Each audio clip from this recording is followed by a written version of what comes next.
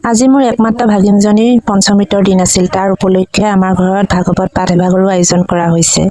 আজি আমি আটাইকেইজনী সোনকালে উঠি গা পা ধুই কাম বন কৰি আজৰি হৈ একেবাৰে চাদৰ মেখেলা পিন্ধি ৰেডি হৈ লৈছোঁ, যাতে ভকত বৈষ্ণৱসকল আহিলে আমি আদৰিব পাৰোঁ।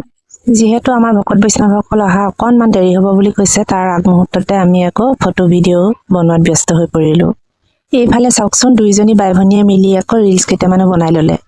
অলপ সময় পাছতে ভাগৱত ভাগো আহি পালেহি। আমি সকলোৱে আদৰিবলৈ বুলি ওলাইছোঁ। ইমানখিনিলৈকে ঠিকেই আছিল, কিন্তু হঠাতে এয়া কি হৈ গ'ল চাওকচোন। হঠাতে ভাগিনজনীয়ে ক'লে, মাহী মোৰ মূৰটো বৰকৈ ঘূৰাইছে, কিন্তু আমি একো ধৰিবই নোৱাৰিলোঁ। তৎক্ষণাত তাই চেঞ্চ নোহোৱা হৈ গ'ল। দৌৰা দৌৰিকৈ তাইক দাঙি মেলি ভিতৰলৈ আনি বিচনাত শুৱাই দি তেল পানী মালিচ কৰি ভগৱানৰ কৃপাত তাই কিছু সময় পাছতে চেঞ্চটো ঘূৰাই পালে। সকলো মানুহ তাইৰ লগতে লাগি থকাৰ কাৰণে ভাগৱত ভাগ এনেকৈ আদৰি আনিব লগা হ'ল। এতিয়া চাগে বহুতে ভাবিব, এনেকুৱা এটা পৰিস্থিতিত কেনেকৈনো ভিডিঅ' কৰিবলৈ সময় পালে বা সাহস কৰিলে। কিন্তু সেইটো নহয়, যিহেতু ঘৰলৈ ভাগৱত ভাগ আহিছিল, তাৰ আগতে কেমেৰাটো অন কৰি থোৱা আছিল।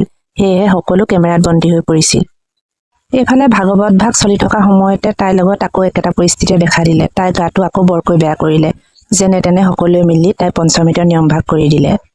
এইখিনি সময়ত আপোনালোকৰ কাৰ কাৰ লগত এনেকুৱা হৈছে বাৰু? পাৰিলে জনাবচোন। পুৱাৰে পৰা হাঁহি থকা ছোৱালীজনীৰ লগত যদি হঠাতে এনেকুৱা হৈ যায় বাৰে বাৰে, কাৰণো বেয়া নালাগিব কওকচোন।